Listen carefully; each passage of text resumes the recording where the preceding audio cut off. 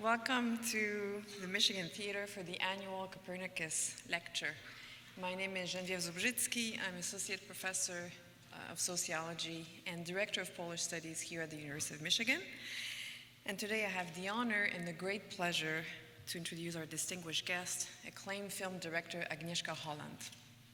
Before I do so, however, I first would like to express gratitude to the institutions and the departments that have worked together to make possible Ms. Holland's visit to Ann Arbor, and that have built around that visit an impressive program. So in addition to today's lecture and screening of In Darkness at 7 p.m., the program includes a mini course on Holocaust memory through the work of Agnieszka Holland, and also the screening in the past 6 weeks of 7 different films from Ms. Holland. So I'd like to give special thanks to the Copernicus Endowment for Polish Studies, Rackham and the International Institute, the U of M Screen Arts and Culture, the Polish Cultural Fund of Ann Arbor, the Michigan Theater, and especially also to Marisha Ostefin and her staff at CREASE and the Weiser Center for coordinating all aspects of these special events.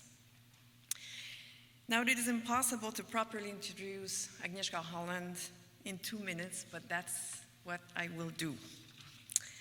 Agnieszka Holland was born in Warsaw in 1948, in a city barely recovering from the war's destruction.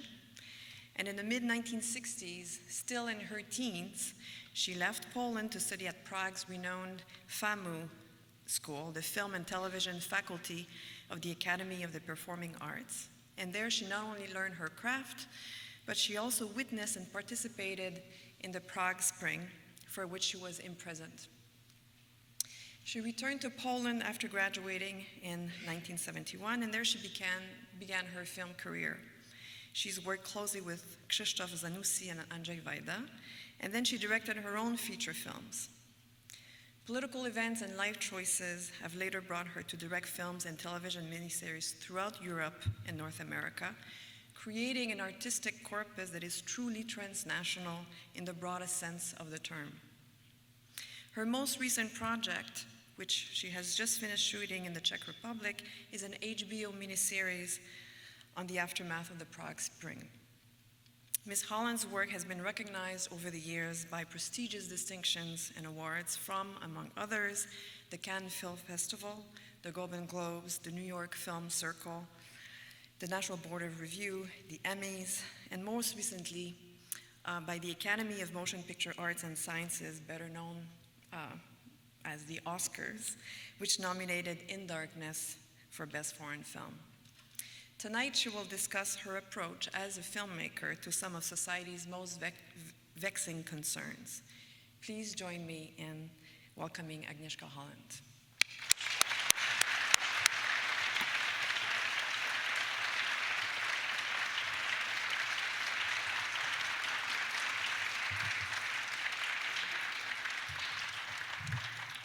Thank you.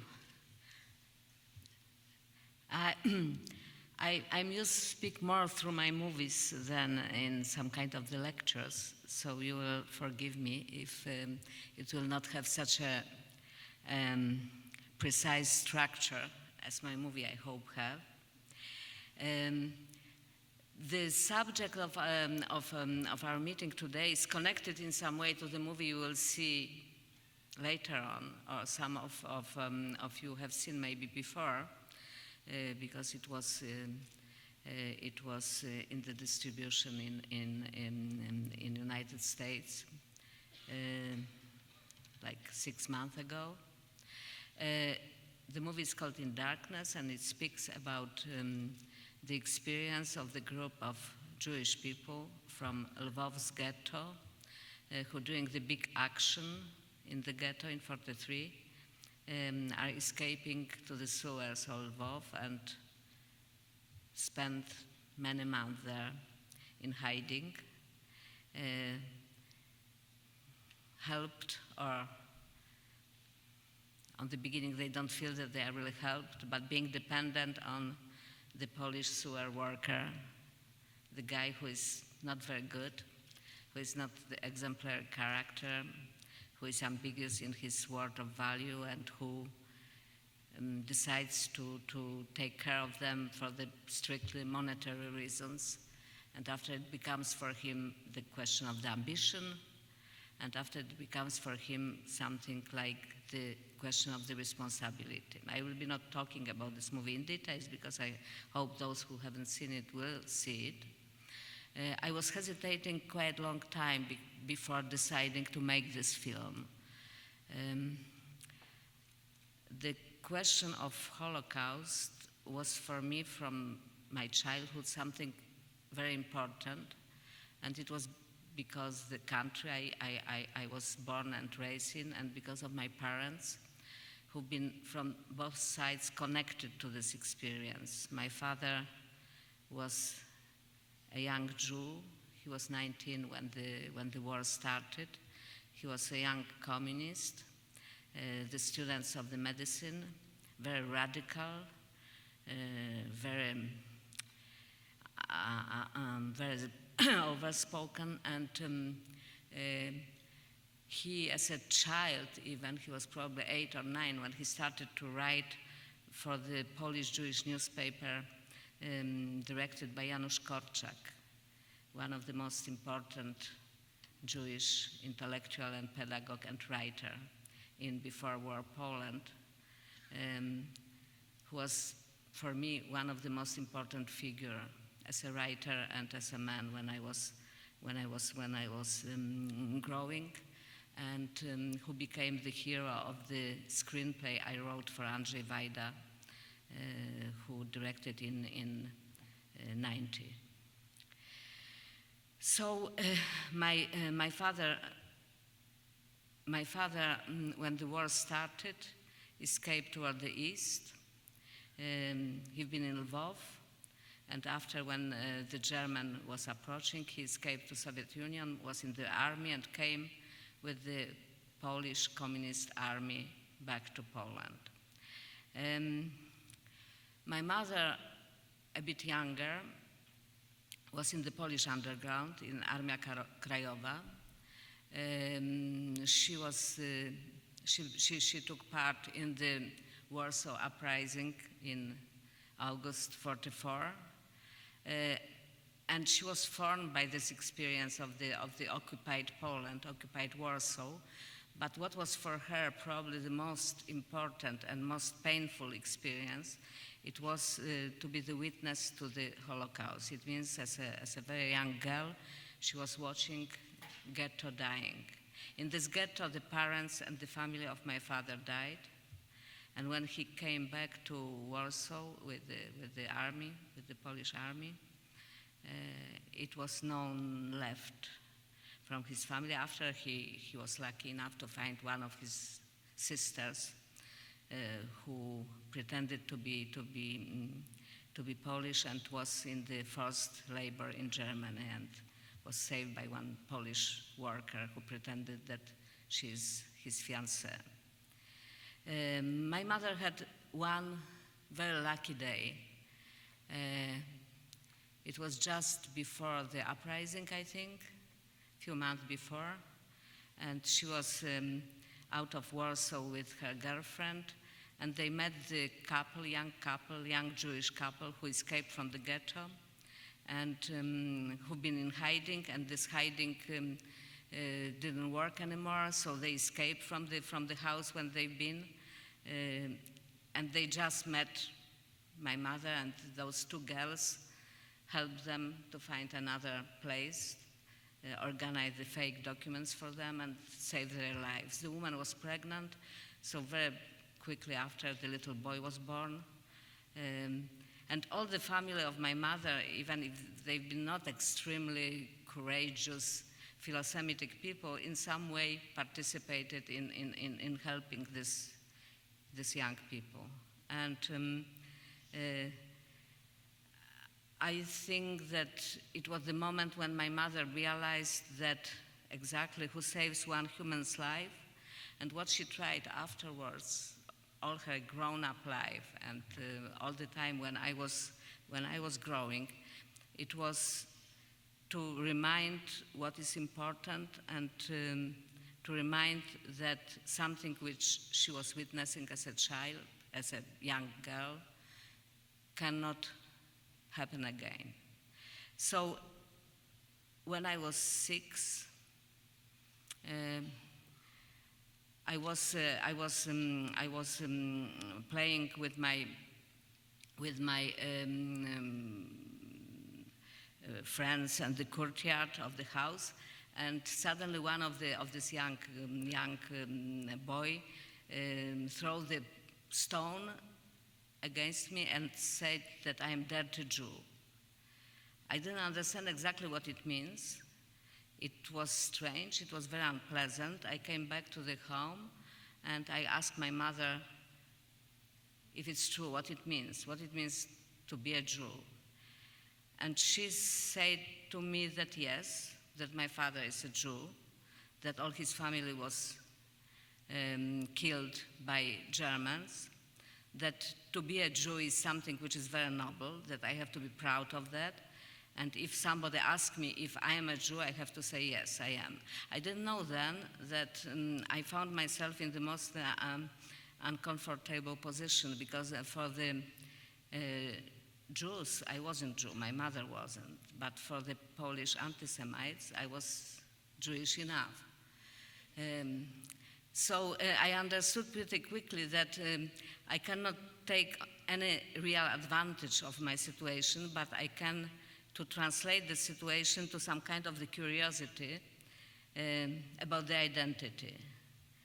I cannot tell that when I was 6, I was making the deep search about the identity, but it was the subject which started to be present in my thinking and in my writing, because I started to write short stories quite soon.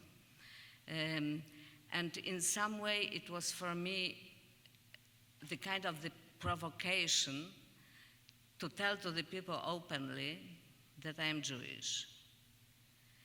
I don't know if you know that in Polish society in this time, the word Jew was something which was scary. The non-Jewish people, even Philo-Semitic non-Jewish people, thought that speaking about Judaity or Jews is in some way politically incorrect. And for the Jews, the few Jews who remained in Poland, most of them wanted to forget this identity, wanted to deny this identity. The real Jews, religious Jews, they remained in the smaller cities or in Silesia, in Łódź, but in Warsaw, when growing, I met maybe 1 or 2 persons of this kind. I thought that, frankly, that everybody is dead. I thought that the Jews, as you can meet in Jerusalem or in Brooklyn, or today in Warsaw as well, that they are the people from another planet, that they are the people from another time. So it was quite long work for me to understand that the Jewish identity is not only the martyrhood, it's not only the Holocaust, but it's also the history, the culture, the religious identity, and a lot of things which was totally exotic to everybody of my generation who grown in post-war Poland. So when I started to think about what the Holocaust means to me, I understood that I'm looking at that not from the purely Jewish perspective, but from the perspective of somebody who is a second generation person who understood that probably this was the crucial point in the history of the humanity. That was the crucial point which opened so many questions which most of people was unable to answer and even ask again, and that the literature, the things I read by Borowski, after by Primo Levi, by Paul Celan, are in some way actualizing those questions, but we are unable to have the real answers. And the fear of those questions, and the fear of those answers, and the fear that something, that this virus, which shown its face during the war, can come back, changed the Europe, made the Europe in some way ready to take some revolutionary political decisions, and the fruit of this political decision, it was the beginning of the European Union. But we've been on the another side of the Iron Curtain, and for us, the war never ended. I was growing in Warsaw, which was full of ruins, but the ruins have been much deeper in the head of the people, in the mind of the people. I remember any time when during the night the plane was flying over the sky, I was afraid that it's another war. It was this mix of wish that the war will come again. The communism was something which Polish people didn't accept, and in the same time terrible fear that it will destroy us forever. This experience of the Second World War, which was so palpable in Europe, made generation of the filmmakers who changed the history of the cinema. Those filmmakers was 40 when I started to think about making movies. They've been young people. Andrzej Wajda, Ingmar Bergman, Antonioni, Fellini, Pasolini, Robert Bresson, many others who create Buñuel. They've been in late 30s, late 40s, the oldest. I think that they felt that their life experience, the experience of the First and Second War, the experience of the Holocaust, the experience of the communism, made them as wise, as rich, as strong, that they've been able to talk about the most essential and the most difficult questions of the society. I was thinking after if it's possible to make interesting movies if you don't have the life experience. It wasn't only that they knew what it means to live through the experience like the Holocaust experience. It was also that they felt some kind of the power. They felt that being a filmmaker, being a director, gives you incredible strength, the tool to show the complexity of the human's destiny. And because the people had the common experience with them, the audience followed. When I was going to the cinema to see an Ingmar Bergman film, or to see Andrzej Wajda film, or to see an Andrzej Tarkowski film, the theater was full.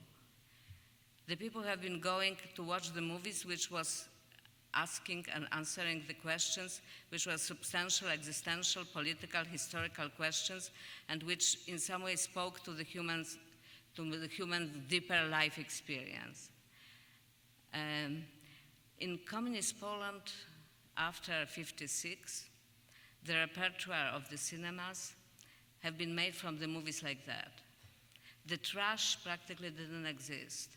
They didn't buy the things which been the most commercial or most cheap in terms of the intellectual content. The movies we've been watching, and the millions of the people have been watching these movies, was the movies which today can find maybe 20,000 people in the country like that.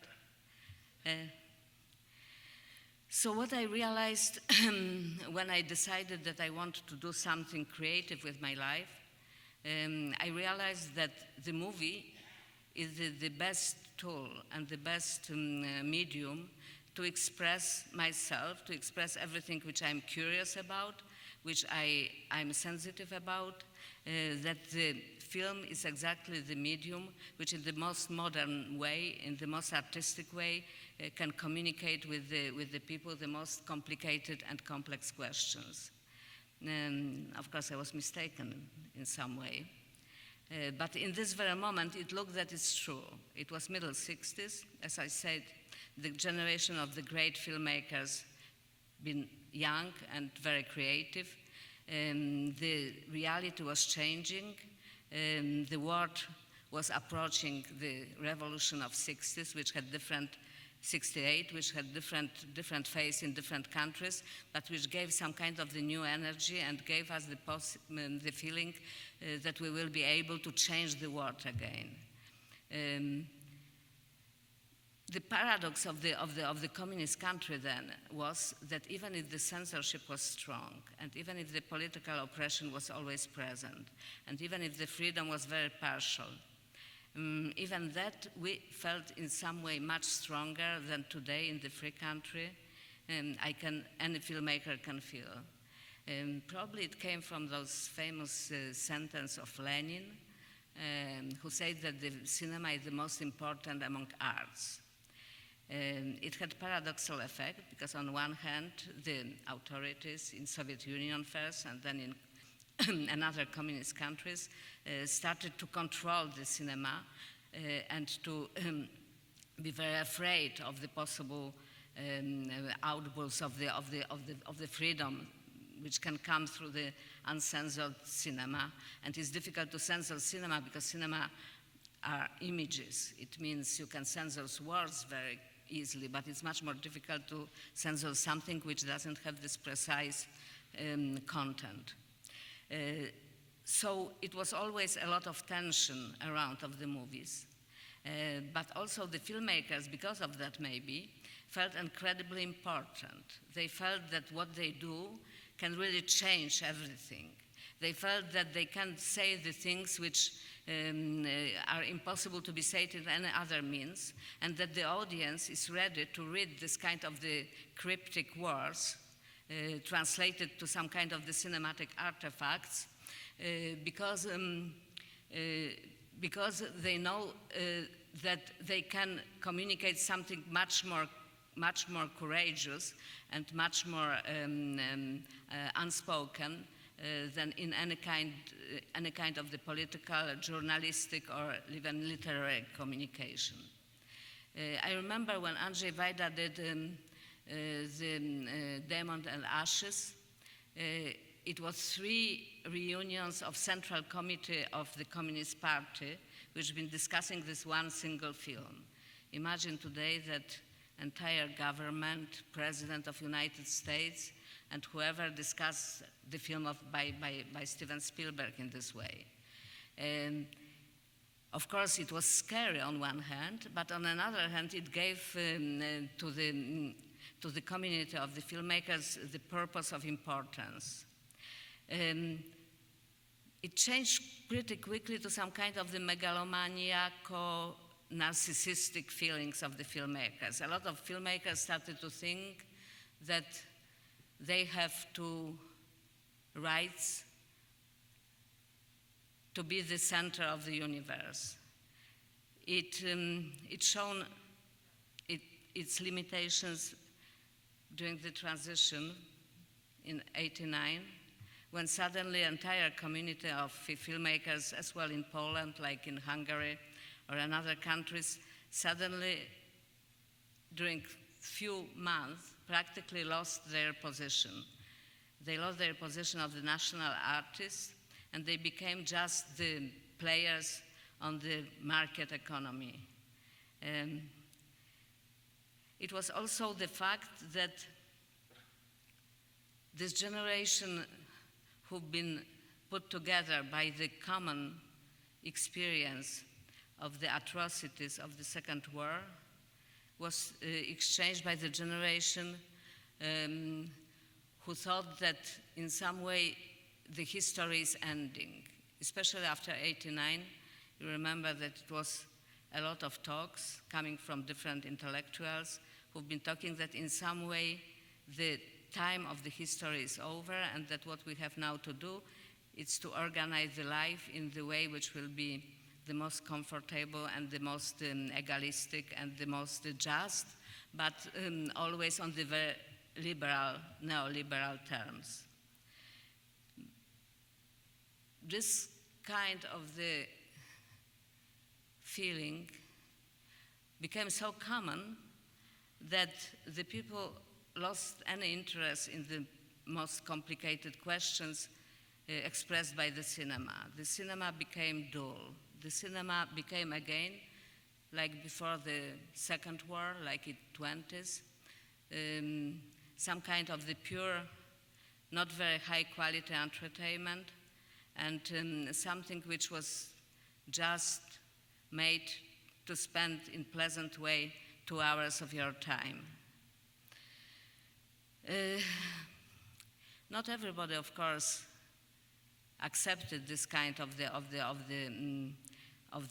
aim of the cinema, and several directors, film critics, some producers decided to fight for the importance of the intellectual content. They didn't have anymore the common kind of the experience with the society. The society was growing in one direction, and the ambitious filmmakers have been growing in another directions. What was linking them together, it wasn't this kind of the important experience which rooted in some kind of the common tragedy or common knowledge of the possible dangers, but it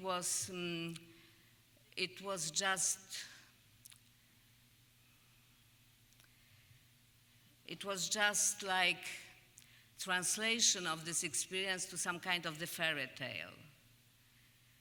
What became the main content of the cinema? It was the fairy tale. In this fairy tale, of course, sometimes you can find the very important symbolic truth about our lives, very important existential code. But everything is translated in the way that it becomes so accessible and so easy to digest that it doesn't give you any kind of the enrichment. The people started to dislike any kind of the content which forced them to make any kind of the effort. It means that the cinema became effortless, easy to digest, easy to spend time with, attractive in the terms of the efficiency, and never asking the things which you already didn't know. I remember when I came to France in 80s, I found still very curious and very ambitious audience. After I traveled to United States and going to the American cinemas, I found that the audience is totally different, that the people are very joyful and very open, but they don't want to see anything they haven't seen before. And I realized that the American audience is a bit like the children, because the children like to listen to the same story over and over again. And all those remakes, all those sequels, in some way was telling over and over again the same story you already knew. And French audience or Polish audience, I found the grown-up, that they wanted to see every time something new. They wanted to meet something they haven't seen before. They wanted to be taught, provoked, challenged. They refused to watch the sequels because the sequels was something exactly which they found infantile and boring. That it was at the beginning of 80s, But by the middle of 90s, practically we haven't seen no difference between those two audiences. The European audience became exactly like American audience, and American audience grown even deeper into this kind of the direction. And by the end of 90s, I had the impression that practically the time of challenge for the cinema and the time of vexing questions, the time of the provocation, the time of the real human experiences is over, and that only thing which counts is the craft of the entertainment. And of course, American movies have been crafted in pretty efficient way. More efficient they've been, less American they remained. The American cinema became in some way global cinema and lost very specific American content, American cultural content. That was another thing which I realized moving to States and meeting different producers and different executives, that the American cinema became the victim of its box office success on an international level. When the producers and distributors, when the major studio realized that they are making as much of money and relatively, and then more money from international market than from American market, they realized that they have to cease make the movies which are typically American genres like Western or film noir, or American content like the political or social movies speaking about the life in the United States. They developed the genre which are purely universal, universally understandable as well in Bulgaria, like in Taiwan, like in Australia, like in China. And this kind of the movies are again fairy tales and romantic comedies. Those two genres appeared to be the most understandable and the easiest to sell. So, in the beginning of 21st century, I realized that I choose the profession, that I choose the art, thinking that I will be able to express and to communicate the most complex and complicated questions about the humanity and my vision of the world.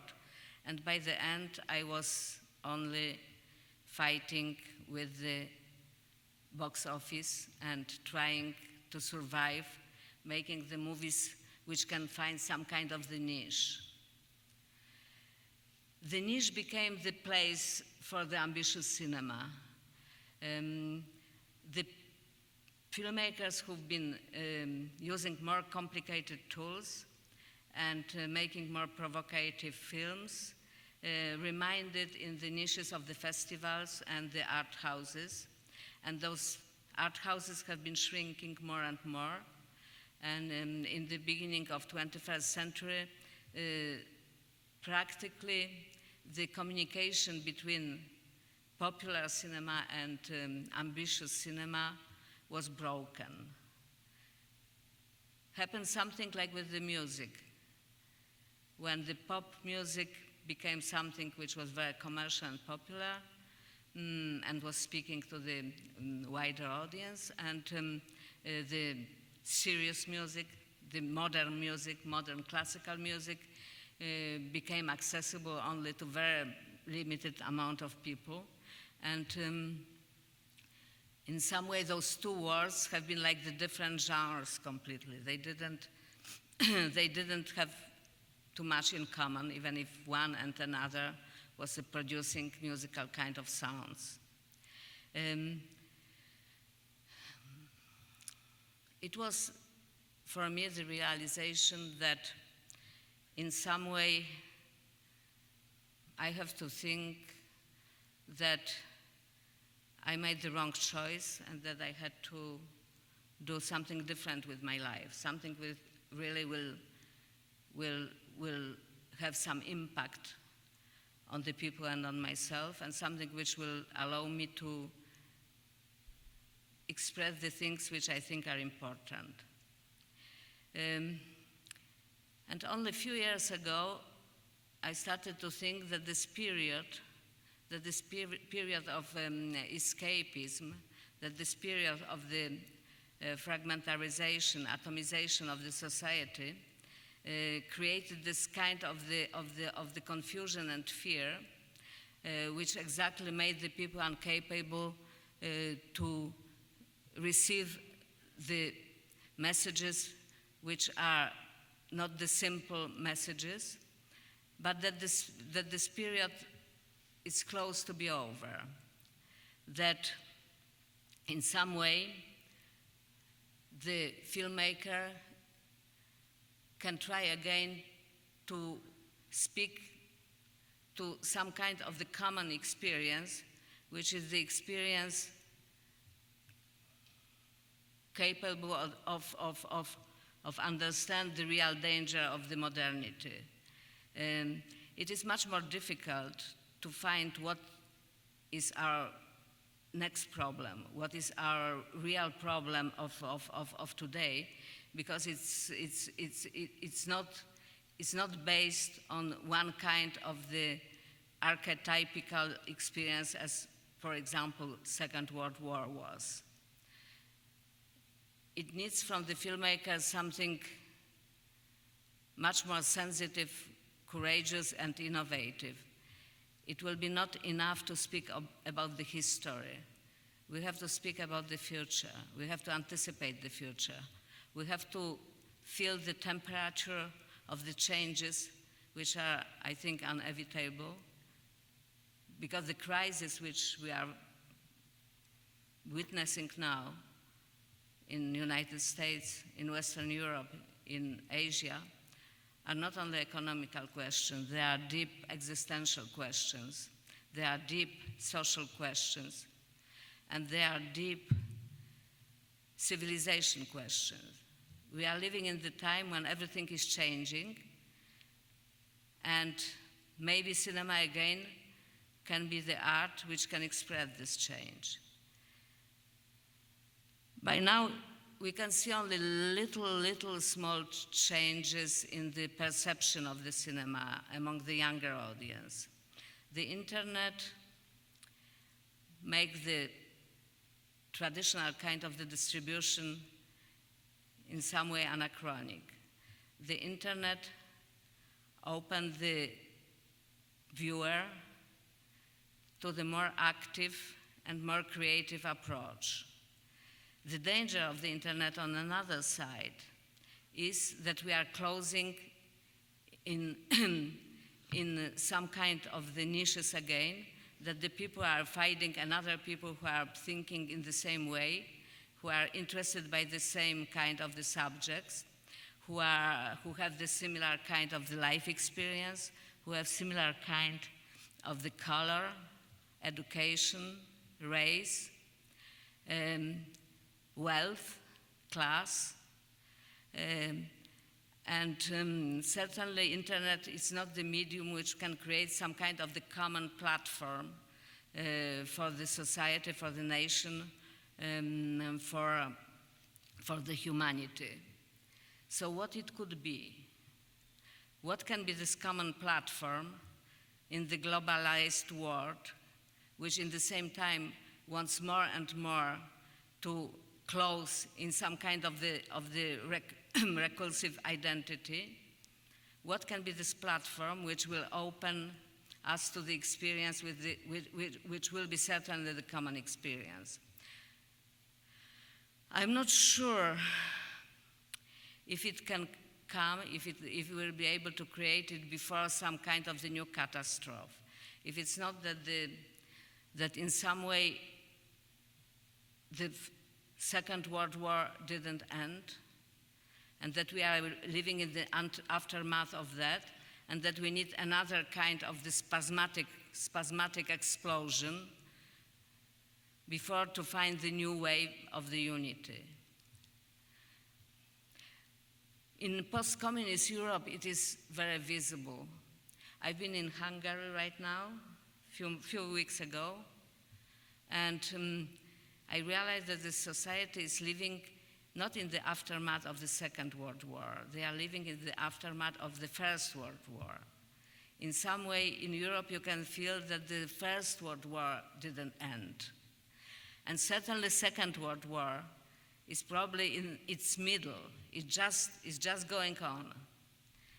It's one of the reasons why I decided to come back to the time of the Holocaust. I wanted to find the kind of the emotional thermometer, put it into this story, and feel how hot it can be for contemporary audience. How much of the actualization on the very emotional level, on the level of the pure phenomenological experience of this film, can speak to the contemporary audience. The reaction, emotional reaction of the audiences over the world to this film was very strong. But what was for me the most revealing, it was the reaction of Polish audience. When I was doing this film, I refused to do it as a Hollywood-like, English-speaking Holocaust movie. I thought that only way to experience this reality again, it will be to find the most authentic tools to express what this reality was. One of those tools have been the language, or the languages of the story. The story is set in Lvov, and I realized that the people have been speaking many languages. The Jews have been speaking Yiddish and German and Polish. The Poles have been speaking Polish, Ukrainian, and some kind of the slang called bałak. The Ukrainians have been speaking Russian and Ukrainians and Polish, and so on and so on. So all my actors started to learn the different languages, and that was their way, in some way, into the characters. Also, another things, another like authentic elements of this story I wanted to preserve and express. The darkness was one of that. But what I really wanted, it was to show the journey of the Polish character, which in some way symbolized the journey of the relationship of regular, ordinary Poles toward their Jewish neighbors. Those who know a bit about contemporary Poland and also about Polish-Jewish relationship before the Second World War, during the Second World War, after, know that it's some kind of the cliché stereotype that Poles are deeply anti-Semitic. It is a stereotype, but it is also the truth. As many stereotypes, they are rooted in some kind of the truth. If you start to analyze why and what was the way of this anti-Semitism, what been the reason of this anti-Semitism, you of course complicate the thing, and you see that all that is not as simple as you wish. But for the quite long time, it was in Poland itself some kind of the unspoken subject. The Poles have seen themselves, and being oppressed for so many centuries, they found some kind of the happiness in feeling them and in watching themselves as a kind of the innocent heroic victims, the martyrs. This image has been so strong, and it was so reconforting that it was practically impossible to abandon it or to change it to some kind of the more dynamic, more modern, contemporary, and intellectually more challenging image.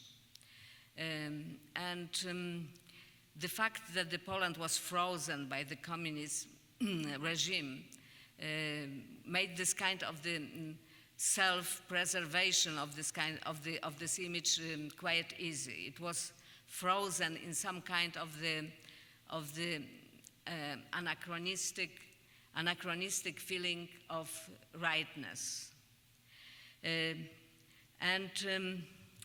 Probably 10 years ago, around 10 years ago, the book was published, written by a Polish Jewish sociologist, anthropologist and historian Jan Tomasz Gross, which described the story of one village in Poland called Jedwabne. In this village, when the Soviet occupation of Poland, which started in 1939 and ended in part of Poland was divided, it means Poland was divided between Stalinian Soviet Union and Hitler's Germany. And this part, which was under the occupation of Soviets, was liberated by Germans in 1941. In this part of the Poland was a lot of resentment against some Jews who've been collaborating with Soviets.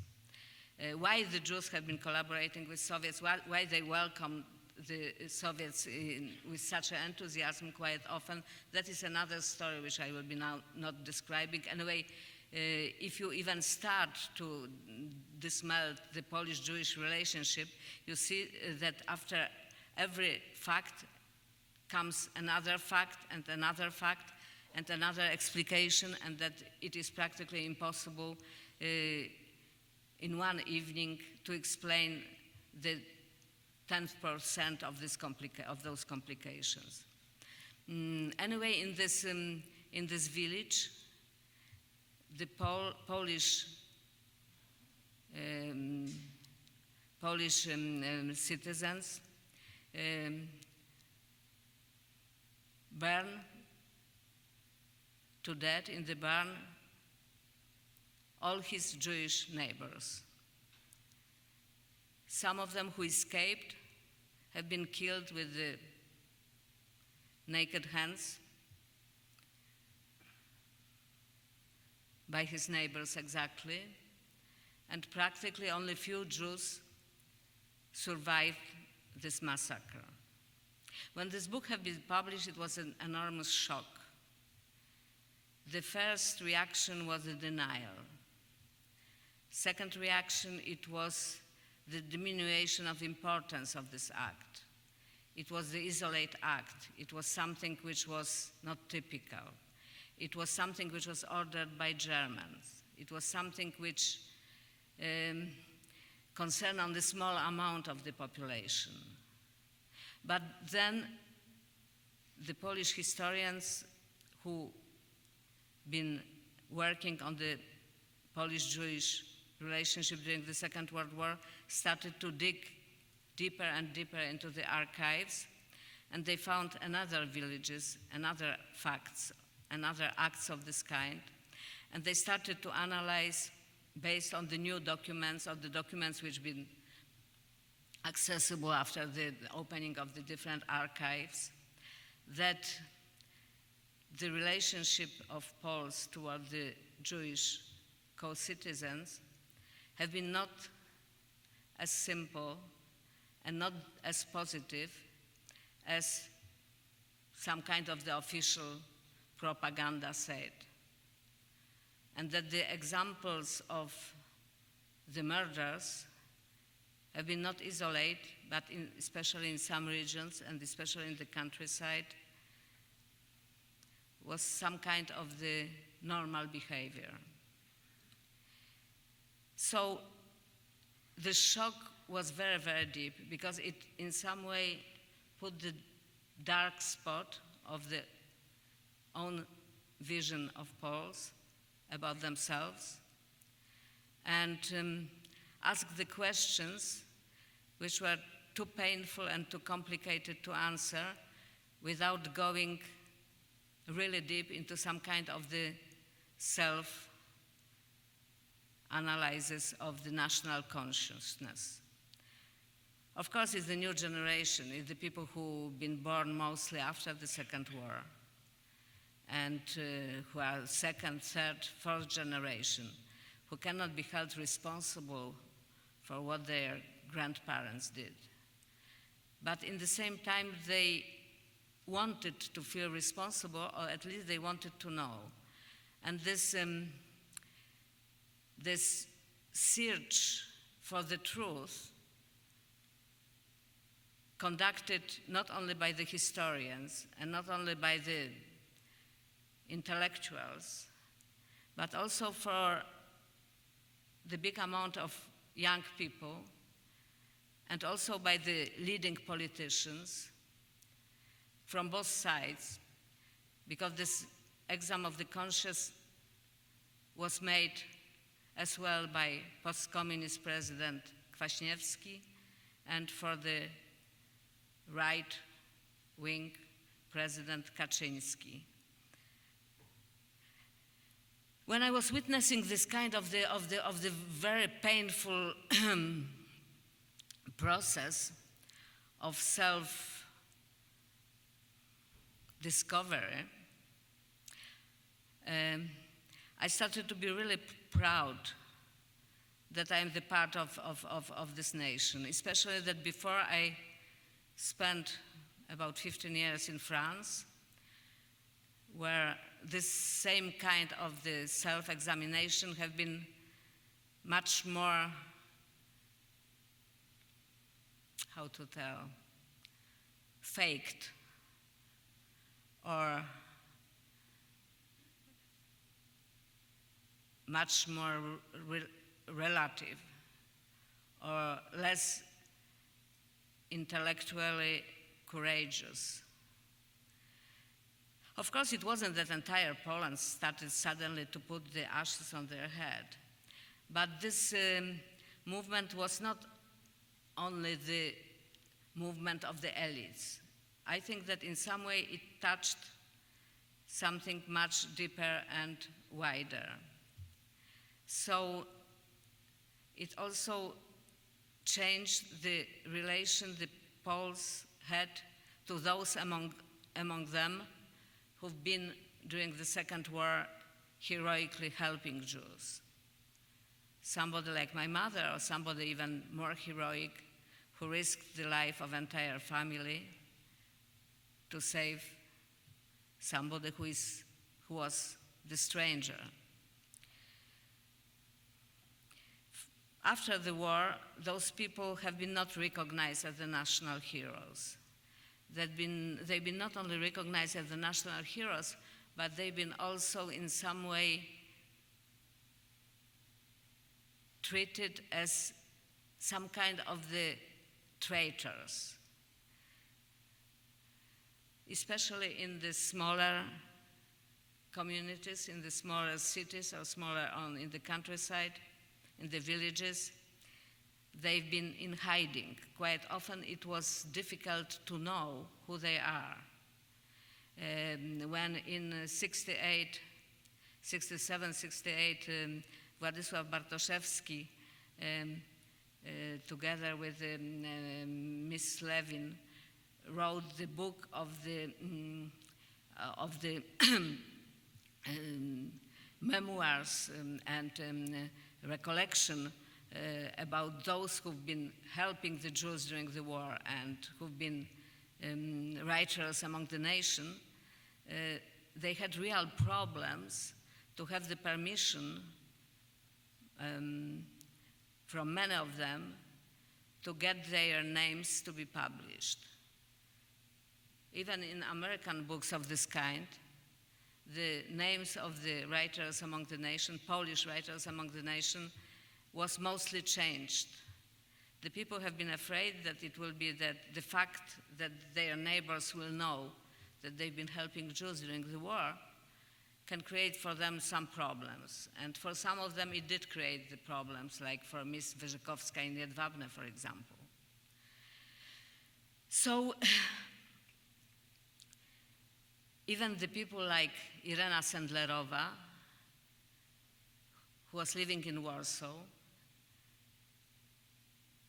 been unknown by the community, by the society, and their heroic acts having been recognized. Irena Sendlerowa is a perfect example. She lived long enough to see the change, because she died a few years ago in 90s. But she was the woman who during the Second War, working as a Red Cross worker, saved few thousand of Jewish children from the Warsaw Ghetto. And she did something more heroic and bigger in scale than Oskar Schindler did. Still, no one in Poland knew about her except the children, then children, and after grown-up people who've been saved by her. The article about her appeared in the American newspaper, and two schoolgirls from North Carolina read about it. They've been very impressed, and they wrote the school play about this woman. And it became the little event, this play. And actually somebody told to them that this woman is still alive and that she lives in Warsaw, and it was organized by some, I don't know exactly who. Anyway, they came to Warsaw and they met their heroine. And this fact put the light on Irena Sendlerova. If it wasn't those two schoolgirls, I'm not sure if her name will be known before her death. So when Marek Edelman died a few years ago, somebody at his funeral said that Marek Edelman, who is one of the most heroic figures among Polish Jews and was the last commandant of the Warsaw Ghetto insurrection, and after the war, the famous cardiologist and the member of the Polish opposition against the communist regime, that he wasn't really considered as a Polish hero. And I think that now it's changed. When I finished the movie In Darkness, hoping that this kind of the hero I'm showing allow the people to understand all this complex journey one have to go through when he wants to understand the other. We've been showing the film to Polish distributors with the producers, and the emotional reaction of the distributors have been very strong. One of them had some kind of the hysterical fit. He was sobbing so strongly that we had to let him go out from the room.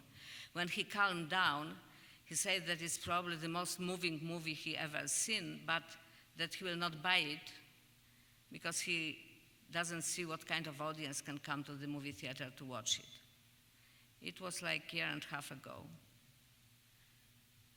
So finally, after a few weeks, we found one distributor who had enough of faith into the film that he said that he can try to make some kind of the promotion and to sell it for Polish audience, using also as a promotion tool the fact that the movie had been submitted by Poland as a Polish entry to the Oscars, which always can help to wake up some kind of the curiosity.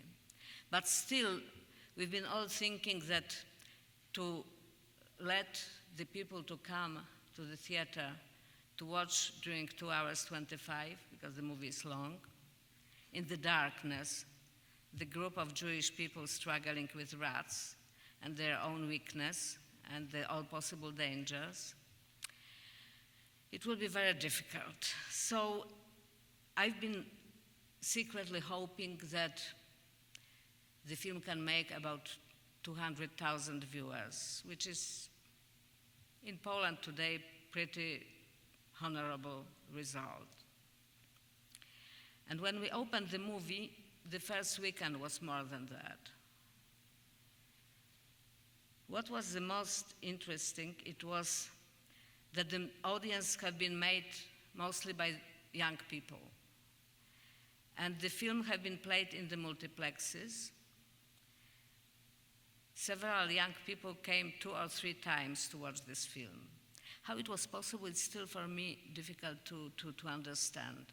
Because I imagine these young people, the girl and boy, they are going to the movie theater in the mall. They see several, films. They have the choice. They see Sherlock Holmes. They see the Cat in the Booth. They see some kind of the romantic comedy, and they see the Jews in the sewer. And they take the money from the pocket. It's a lot of money. The movie tickets are quite expensive. And they go to see the Jews in the sewer. They are buying the bag of popcorns, because that is a part of the going to the movie, even in Europe and even in Poland. And after 2 hours 25, them come out from the movie theater with those popcorns untouched. So, in some way, I found the way straight into the heart of this audience. If it was because they wanted to see the good Paul, yeah, maybe, The only successful movies about the Holocaust in Germany, it was the movies which shown the good German. It was Schindler's List and The Pianist. But in the same time, this Paul is not as good as they used in Poland to have. It wasn't romantic hero, the right romantic hero who is fighting for the justice and truth and risking his life. He doesn't want to risk his life. He's anti-Semitic. He's selfish. He's greedy. And he's incredibly ordinary.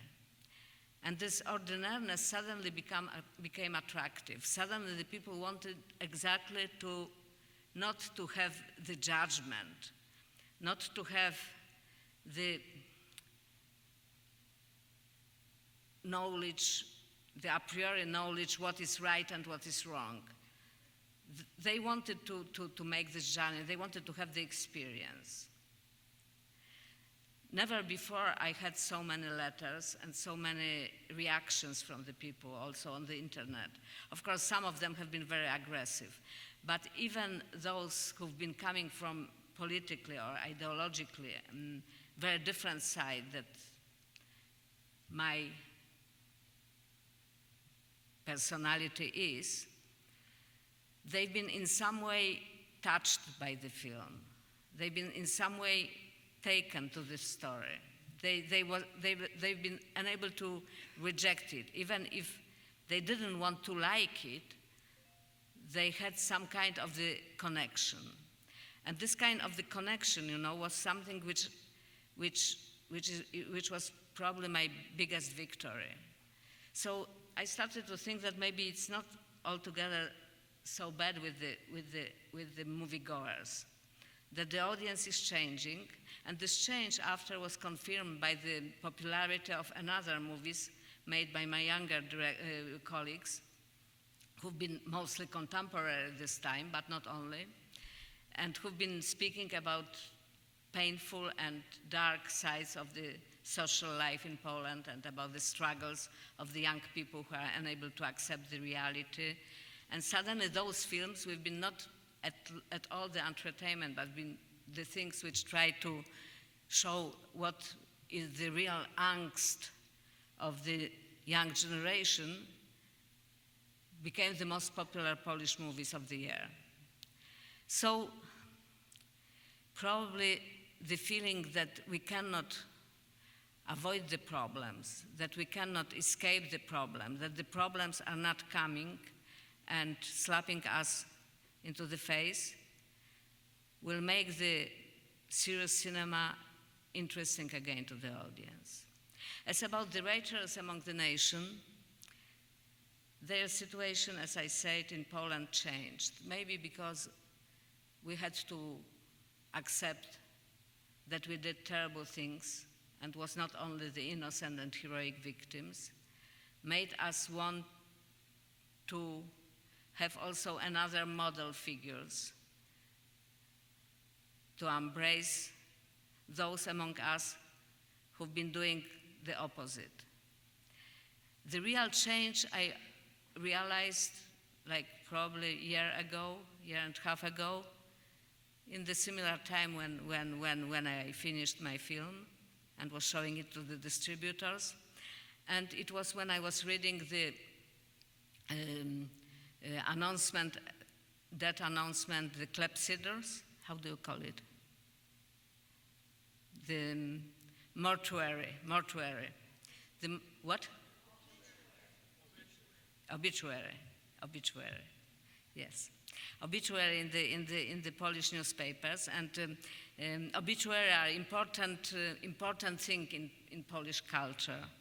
It's the only country probably where a lot of obituary is directed directly to the dead people.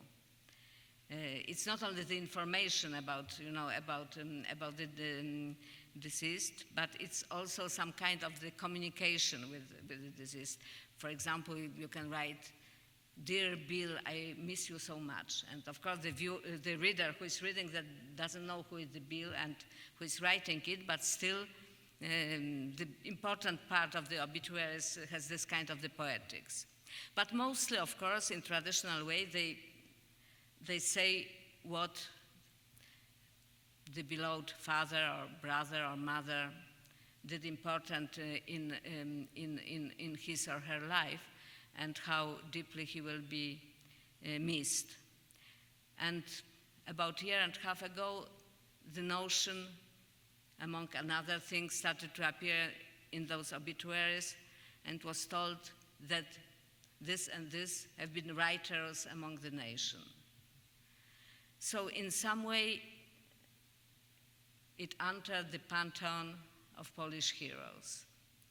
If it will make Poland less accessible to the possible virus of the racism, anti-Semitism, neo-Nazism, I don't know. I think that this virus right now is running in the veins of Europe. We've seen Breivik. It looked like something extraordinary, but it is not as extraordinary. We see it among the fundamentalist Islamic terrorists. We see it in different places of the world, and it's growing. Certainly the cinema will not stop it. But at least we can try to remind that this virus is something which we know about.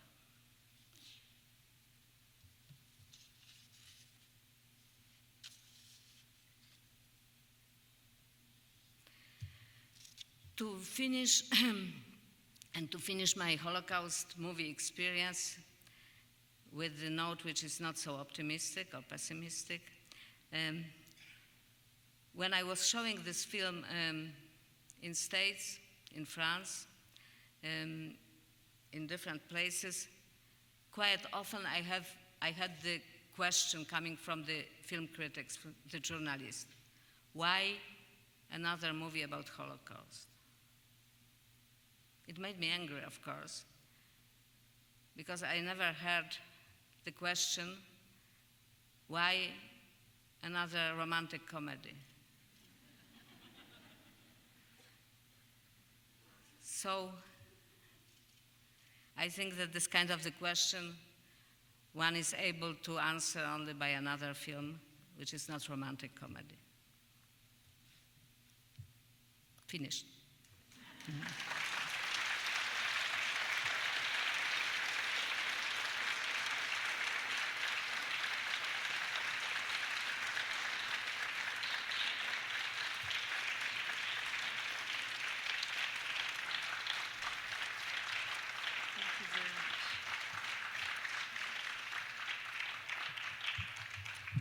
Thank you very much. And we will take now a few questions. There are 2 microphones on each side of the stage, and we would ask people who want to pose questions to get closer, speak directly in the microphone, and please, we're short on time.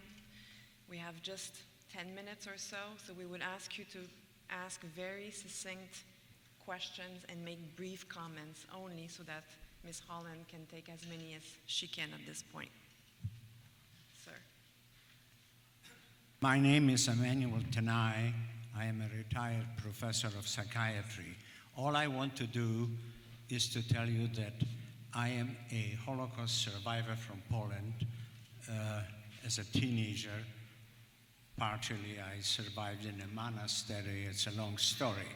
I did write a book and was told, why another book about the Holocaust, just like you experienced. So I'm grateful that you have made a movie, and I like to share with you my book that is entitled Passport to Life, because my false papers, fałszywe papiery, was my passport to life. Thank you.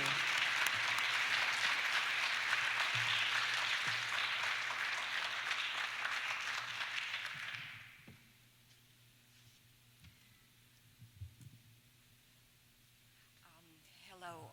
Well, I have a question about, I have been thinking for some time already.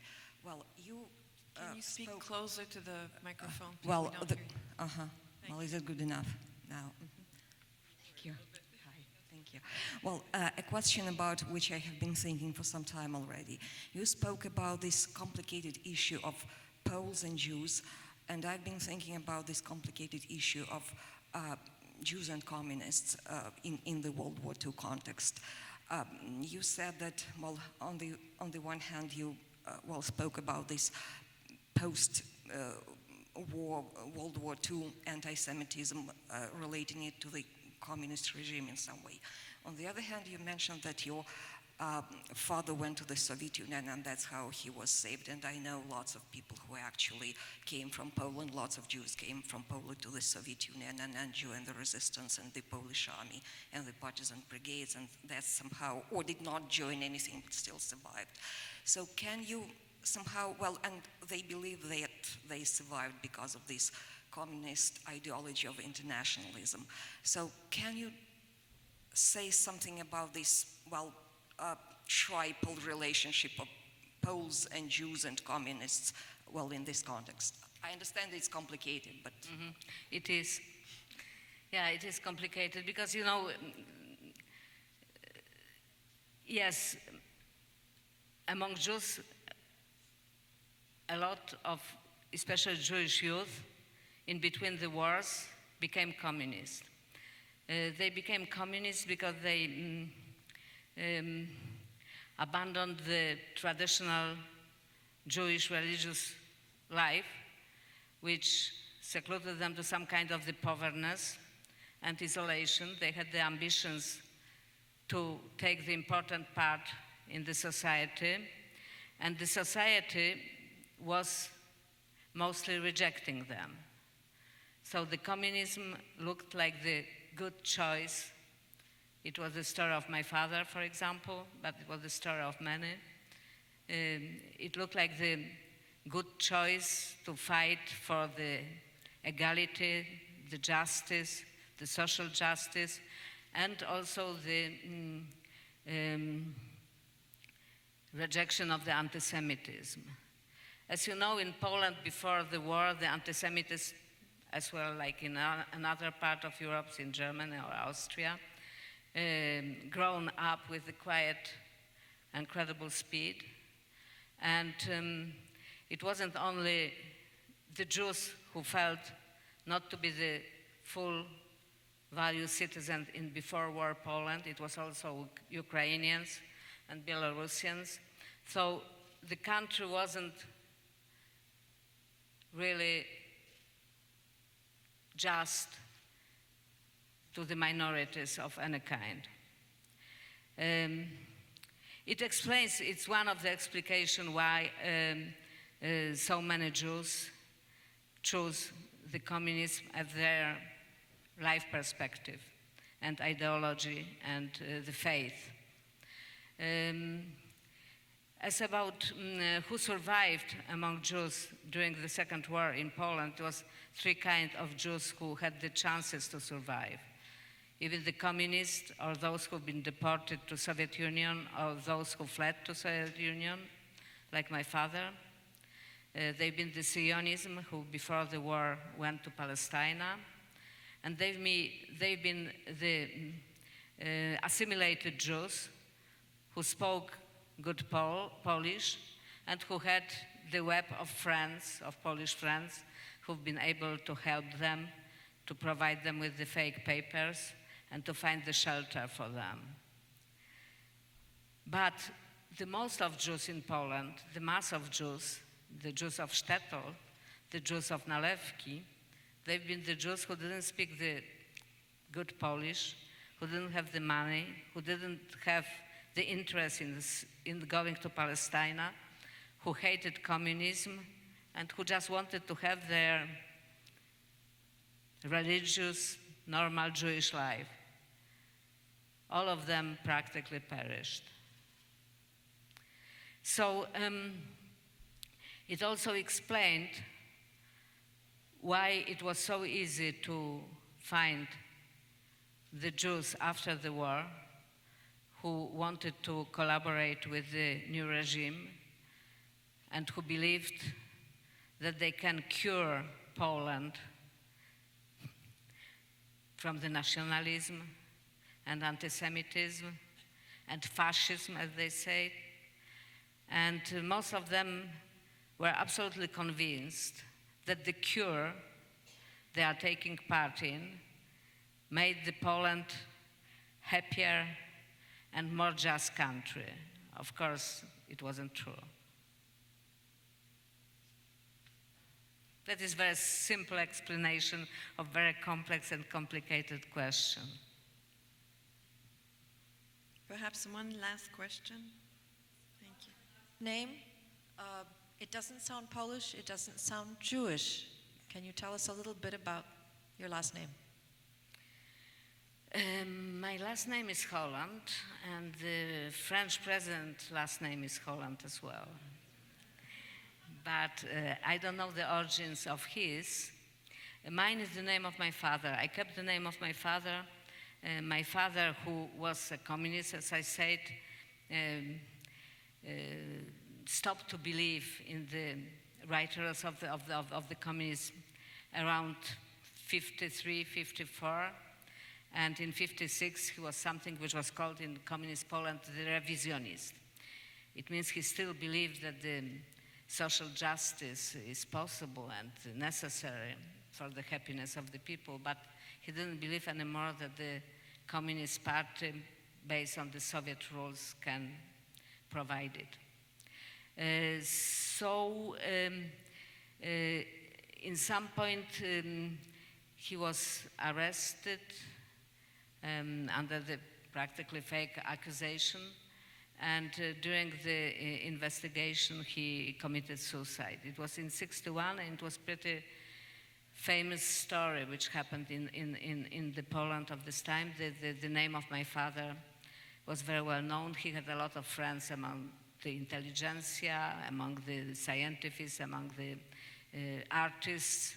He'd been then still the member of the Communist Party, but several people who took the part in his funeral as a kind of the demonstration after had the problem in the party, and some of them lost their positions. So the name of my father, I was 13 then, became some kind of the burden for me, because it made my life much more complicated. I became some kind of the, of the pariahs in communist Poland, not only because I had the Jewish origins and the official anti-Semitism was growing till the explosion in '68, but also because I was the daughter of my father. But it's exactly why I wanted to keep this name. And even when I married, I didn't change my name. And I remember that in some point when I came back from my study in Prague, in Czechoslovakia, because as Genevieve said, I was studying in Czechoslovakia, and I was there in '68 when the Soviet tanks came to destroy the shy freedom of the Prague Spring. And I was arrested after. I spent some time in the prison. I was sentenced and so on. So I wanted absolutely to add to my father's name my own burden. And in this time, I was curious about everything. So being in prison was very, very actually interesting experience for me. I never regretted it. It taught me a lot. But of course, it created the new problems for myself, and Czechoslovakia became very quickly impossible to live in. So I came back to Poland and tried to make the movie there. It was practically impossible because I was blacklisted. But a lot of my colleagues, Andrzej Wajda in the first place, but also Krzysztof Zanussi and Krzysztof Kieślowski, was fighting for me. They've been really doing a lot of efforts and pressure. And if it wasn't because of them, I would never become the filmmaker, probably.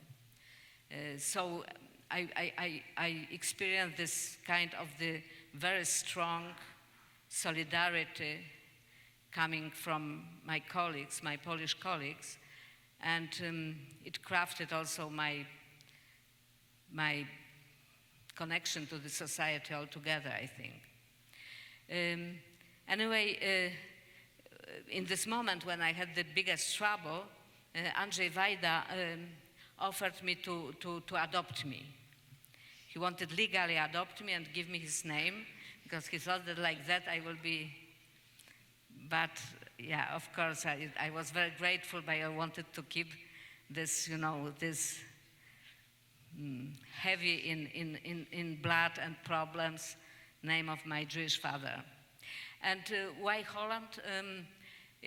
After I found the information that it was name given to Jews who escaped Holland in the 17th, 18th century after religious war and settled in some part of Poland, around of Ostrołęka mostly.